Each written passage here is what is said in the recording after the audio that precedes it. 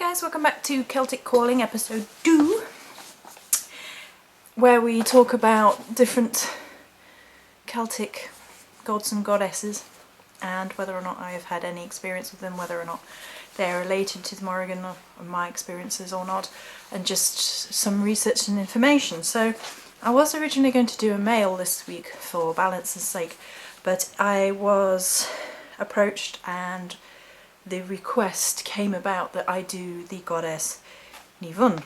Now it is spelt Nemain and pronounced Nivun. So if you're confused, that's why. Celtic pronunciations. Fun for the whole family, right? So I haven't worked specifically with Nivun. I am aware of the literature and I'm going to talk about that. And as I was actually going through the research that I wanted to share and images and energies and things, something came about which was quite interesting, and we will touch on that in a bit. But for the clarity, for the sake of the rest of this, I will of course again compare and contrast. So modern writers often include Nivun as one of the three Morrigans, but she's not one of the original goddesses in the Trinity. Her only connection to the trio is from the Pantheon, where she is equated to Bave. This is from the Woodfield book. And it is said that the Morrigan sisters, Bave and Macha, or different aspects that are usually worked with her as part of the Morrigan, their mother is the goddess Ernemus, whereas Nivun is the daughter of the god Elamar. So there's a different genealogy. However, they,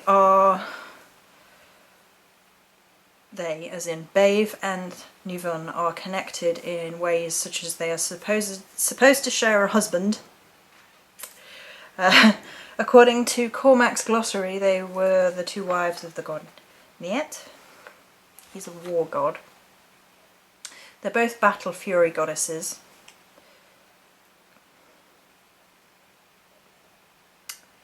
And in the Tien,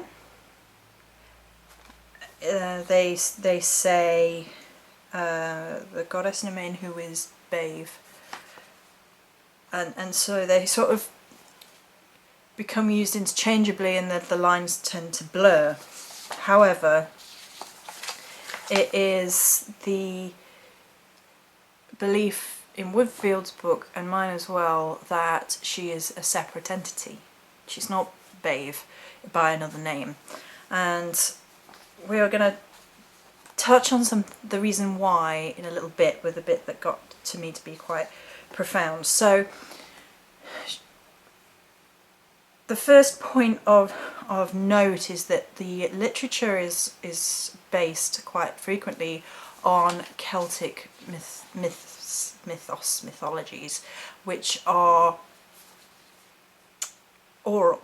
They're not written down because they believed that the word was sacred and writing it down would take away from its power. And at that point then you start to get discrepancies and confusions over who different goddesses were, what they meant to the Celts. Was she just a battle fury, and was she something else? Is this just somewhere someone misinterpreted something to do with Bave? What and who is Nivun? So her name means venomous or frenzy, is related to the Irish root nem, which means to deal out, and nemi, which means poison. She has also been equated to the Greek goddess Nemesis, another battle fury. Nivun is known for her battle cry, which in turn kills 100 of Maeve's men. Then Cuchulainn rose and sent out the hero's shout from his throat, so the fiends and goblins and sprites of the glen and demons of the air wave answer for the fearlessness of the shout that he lifted on high until Nivun, which is Bave, brought confusion on the host, that 100 warriors of them fell dead that night of fright and heartbreak.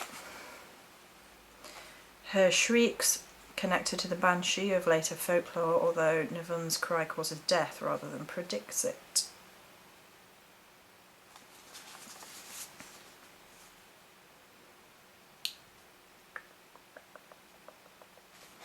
Let's go on a little bit before we talk a little bit more. In the Corach Ri Caleb, I don't know how you say that. The War of the Irish with Foreigners, a medieval manuscript chronicling the Irish conflict with the Vikings, and the Annals of Loch Nivun was said to have appeared during a battle in which King Brian, that really amuses me for some reason, King Brian Boru won a victory against the Viking invaders. She is said to have gone above the heads of the warriors, shrieking and striking fear into the hearts of the Vikings. Okay.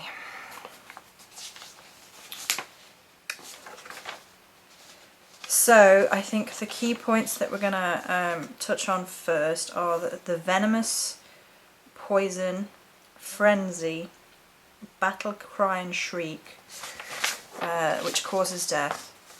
These points to pull out from the information that I think are worth holding on to. She strikes down the enemies of those she favours. She is a goddess of battle and victory, and she is deadly fearsome to her enemies. She is a protector to those she chooses as champions. In the modern world, she is a goddess of life battles, pushing us onwards to defeat our own inner demons. As the venomous goddess of destruction, she helps us to overcome the obstacles blocking us from achieving our goals and destroying all that is stagnant and no longer useful in our lives. Correspondences: red, white, patchouli, oak, onyx, obsidian, new moon, waxing moon, dusk, raven, and crow. Now, I'm going to go on in a minute to one of her other connections, which I think fleshes out this goddess in a lot of ways. But while we are talking about the whole battle fury aspect, I can connect through this through my experiences with Bave, who is similar in energies and portrayals to Nivun. So much so that in the literature they've had people mistake them or intertwine them or think that they are the same goddess. So my first interpretation when someone came to me and asked about Nivun and why Nivun would show up is that if you are having particular problems with people who are trying to cause you harm or in one way or another, then she might likely make herself known. Bave does that, and Bave shows up in some forms and can be quite terrifying. I've seen her show up in half skull form, and and looking quite frightening on aspect. And to me, who was sort of expecting it, I just sort of double took and went, okay then. And a lot of the fear aspect as well as the wrath aspect has to be taken from a respected point of view. You have to respect goddesses who obviously, and their power and their wrathfulness. And a lot of people take this and choose to fear the darker goddesses because they have this wrathful aspect. They were being portrayed by the Celts who lived with battle on a daily basis, and the whole battle fury aspect, the wrathful aspect, was necessary to survival. You can't go into battle against your enemies in physical battle and have all these doubts and fears in your head because you're going to get killed. So then we have to take that and sort of embrace that in a modern sense. Now, Woodfield suggests the idea of destroying our own inner demons, as well as getting rid of things that are stagnant. The things that we need to destroy within ourselves or within our own lives that hold us back, which are negative, which stop us from being our higher self. Which is one way of looking at it, and is a very positive way of looking at it. Another way of looking at it is thinking about it in terms of the human psyche, and everybody has the anger within themselves. Everybody has the ability to be full of wrath and negative emotions. Now, one aspect of this obviously is destroying those, as is suggested, and the other one is sort of learning to balance our shadow selves, our darker selves, our negative emotions with our positive ones, to understand where these negative emotions come from. And often in the pagan paths, all these sort of emotions are frowned upon, very much so. Like, you know, you can't ever be angry because then you're a bad person, and that you're not on your higher path anymore if you get angry and have bad emotions. We are having a human experience, is what I always say to this, and emotions such as these need to be acknowledged and released. And if you think about it, the goddess Nemain is associated with poison and venom, and that's how I interpret these things. If you hold on to anger too much, or negativity too much, or negative emotions too much, you become poisoned by them, and you internally become poisoned by them. But if you learn to recognize the causes, the symptoms of being poisoned in one way or another, you're actually learning to heal yourself. And that's touching on the idea that witches learnt how to poison because then they could learn how to cure. Balance. So the thing that I will then go on to, that I found really truly interesting, first and foremost, but it sort of started touching at, you know how when you read things and you start to think, that's starting to click into place, that's starting to make sense a little bit, that's starting to, there's something there. And you can't fully understand why until you've fully investigated and meditated and done all the rest of it. For anybody interested, there is a guided meditation in Woodfield's book. It is possible that Nemain is related to Nematona. Nematona, I think. The Celtic goddess of sacred groves. There's obviously a similarity in name, and there are inscriptions found in Britain and Gaul pairing her with the war god Mars, and on other occasions Mercury, both gods that the Romans might have equated to Niet. Romans would sort of try and merge the cultures into theirs to integrate the conquered. So I found that very interesting, and I went forward and read more about it. So this is some information from Journeying to the Goddess. Nematona's themes are wishes, protection, joy, fae, magic, luck, and nature. Her symbols are hawthorn trees and trees in general. In Romano-Celtic regions, she guards the groves of trees with a special protective presence that marks the area as a sacred site.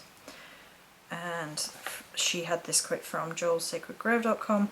A continental deity revered during the Roman times, her name may be cognate with the Irish Valkyrie. Nemain, sorry. She's not a Valkyrie. And in fact, the Romans seem to have regarded her as having a connection with Mars. The Celts in general didn't build temples, but rather practiced their spirituality in sacred groves, and Nematona personifies this belief in the sacred land. Her name literally means sacred space from the Celtic root nemato, sacred area. She's related to the Druidic concept of Nemedon, the designation of sacred space. This author finds the connection between Nemain and Nematona a cruel twist of fate and not possible. And there are others who have who say they work with Nemain and consider her and Nematona to be aspects of the same goddess, absolutely, without failing question, which of course throws into sharp relief how different experiences of certain goddesses can be. And I actually found some interesting connections through my reading of these things and my Ogum. I'm not going to go into it too much because obviously that's for the Ogum video, but the connection of battle, which primarily Nemain is connected to, as well as sacred space and groves and things, is reasonable to me within the idea of the Celtic mindset, because of the connection between land, sovereignty and war, from which the Morrigan mythos ties in for me personally. In fact, battle is an ideal symbol for this, be it on the battlefield, journeying to the spirit realm, or an inner battle. We must fight, we must harvest our fears and drive ourselves, not allowing fear to dictate to us. Also, messages from the god can help turn the tide of battle, and where are the words of the gods more apparent than in sacred space, particularly in nature, as the places were and are. There is also the connection of the power of voice. Nemain's battle cry calls death, and messages and the voice of the gods being apparent in sacred space. Although Nemain is arguably not a face of the Morrigan, apart from one reference in the TM, the idea and symbolism here can be just as easily attributed to Babe. So there is this very, very interesting connection between Nemain and Nemain, with this idea of her being attributed to a goddess who is connected with sacred space and groves and trees and land, as well as just being this one overarching message of battle. Like, literally why some people referred to her as a Valkyrie who just showed up and screamed and a load of men died. So, is that feasible within the realms of possibility? For me, it's reasonable because of the connection, as I said, between war, sovereignty and land. One of the functions of the Morrigan was to replace a king with a younger, more virile, more worthy to rule king if the old king was failing, because it would be seen in the scape of the land, because sovereignty and the king were intimately connected within Celtic mindset. So that idea that the protection of land, protection of Celtic land, connection of the sacredness of the lands being defended against the invaders could then be protected by Nemain in her war battle fury aspect, isn't that far-fetched to me. And the idea of the land being so sacred that it's worth fighting for, and land being connected to prestige and sovereignty and wealth and honour, which is intimately tied in with the idea of battle and fighting for something and protecting that which she chose to protect, means that the idea of them being completely separate, in my mind, isn't that far-fetched. I haven't worked specifically with the goddess Nemain on Nematona to know whether or not that connection is solid. I do know that with the Celtic Pantheon, quite often a lot of the goddesses interlink and share similarities, even if they're not the same goddess. Sometimes they show up as being part and parcel of the same goddess, whilst also having separate identities, which you can say for the triple of the Morrigan. You can say, you know, Babe it's when she appears very much as an individual, but she's actually still a part of the whole of the Morrigan, and it gets very confusing, which I'm not going to start to explain that in this video because we'll go on, and it's in other videos where I try and put that into words. But is that possible, that that goddess of the sacred grove is connected to the battle fury? I think it's very, very possible. I'm not going to say for one way or another because I haven't worked with them, and again, it seems to me in my travels of research that people have different ideas. Some people say absolutely not, it's two completely separate things, and other people say it's definitely the same thing. What I am going to say is I can see the connection because of the sacredness of the land and the sacredness of battle. There was this theme as I was mulling around with this, that there was this idea of the sacred battle within Celtic ideas, within, you know, that worth fighting for thing again. But the idea that if it went something along the lines of the blood spilt on the battlefield is the sacrifice of the men who fought for it, and then therefore the land becomes sacred by the blood of the fallen warrior. And that concept was mulling around, and I was like, well, then the land is sacred, the land is alive, the land is connected through druidic practices and through the consciousness of those people who then and now believe in the energies moving through earth, the land, the groves, and us. And therefore the activities of man, the sacrifices of man, therefore were intimately connected to the land in which they lived, grew up, and protected and worshipped within. Because if they're creating those sacred spaces, then the idea that life and death are therefore intimately connected to those sacred spaces, especially given the fact that the war is the, in the Celtic times in particular, was so frequent, and skirmishes were so frequent that life and death hung in the balance within battlefields, and they hung in the balance within sacred groves, which are representative of the realm of the goddess to whom life, death, and rebirth belongs.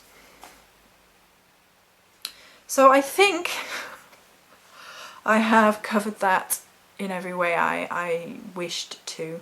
I'm sure I could go into more symbolism between trees and groves and battlefields, you know, wood for weapons, that sort of thing.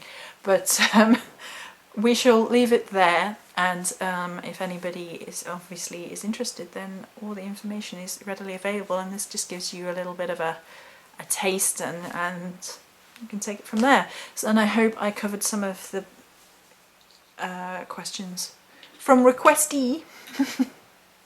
So that's it for this video. Many blessings.